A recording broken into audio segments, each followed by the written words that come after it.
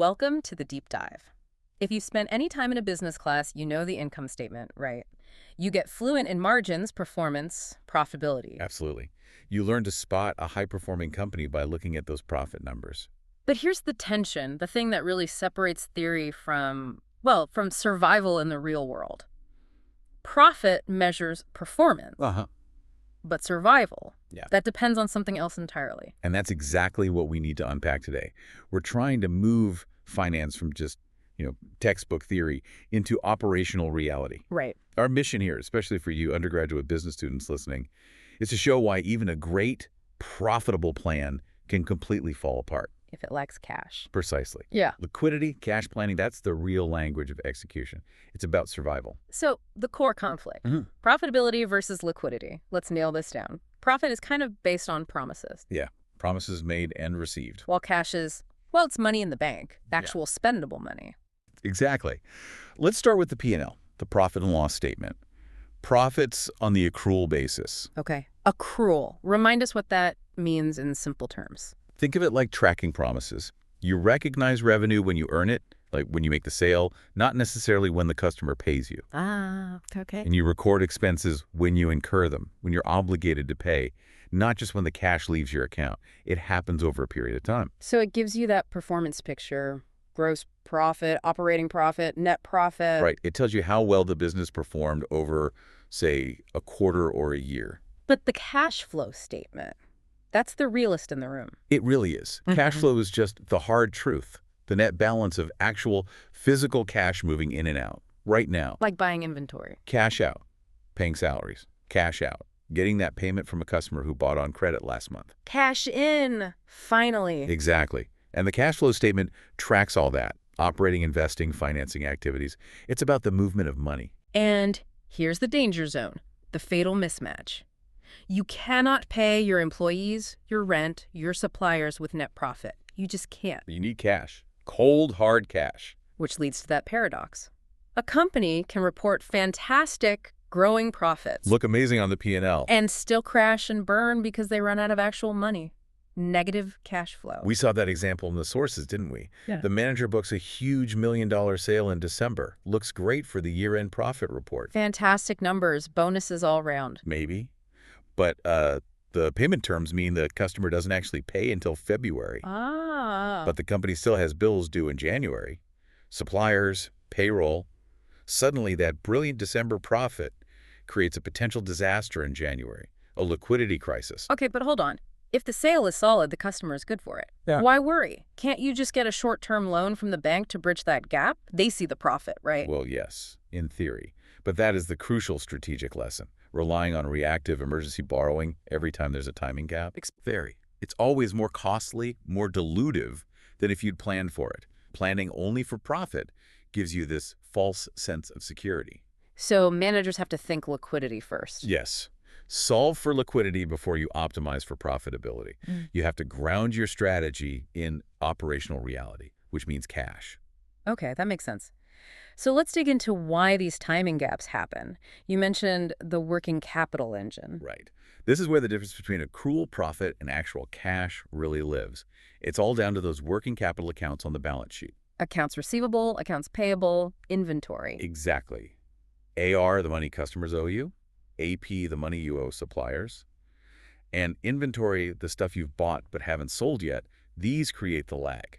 They act like a buffer or sometimes a bottleneck between making a profit and actually getting the cash in hand. Precisely. And those static liquidity measures, like the current ratio or quick ratio, they only give you a snapshot, a picture at one point in time. Not enough to see the flow. No. We need something dynamic, something that measures how well we're managing that flow, that buffer, over time. Which brings us to the cash conversion cycle. You got it. The CCC. It's really the primary measure of dynamic liquidity. Okay, what's it measuring? It measures the total time, usually in days, from the moment you spend actual cash, say, paying for raw materials, until the moment you receive actual cash back from selling the finished product.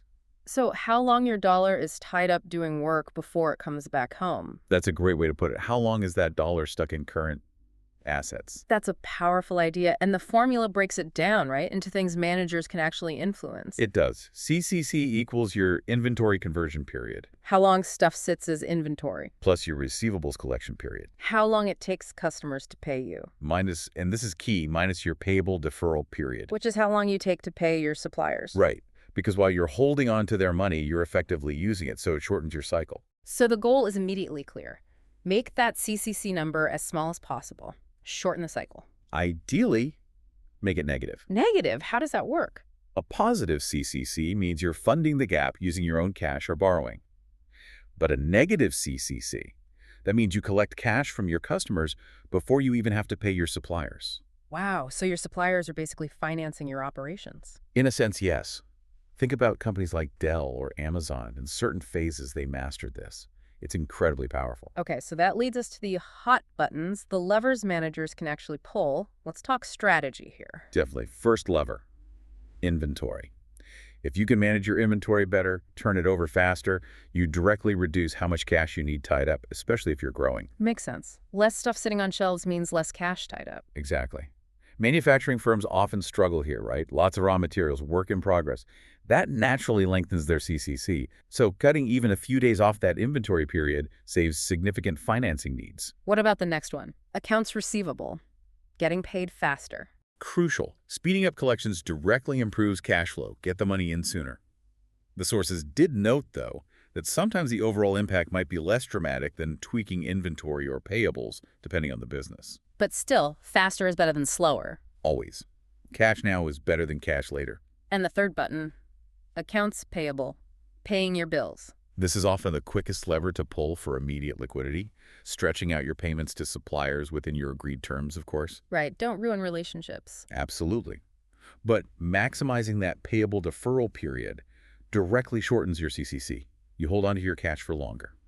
So shortening the CCC clearly helps liquidity, but does it actually make the company more, profitable in the long run? Better financial health overall? Good question. And the empirical evidence is pretty clear on this. There's a significant negative relationship between the CCC and profitability. Negative, so a longer cycle means lower profit.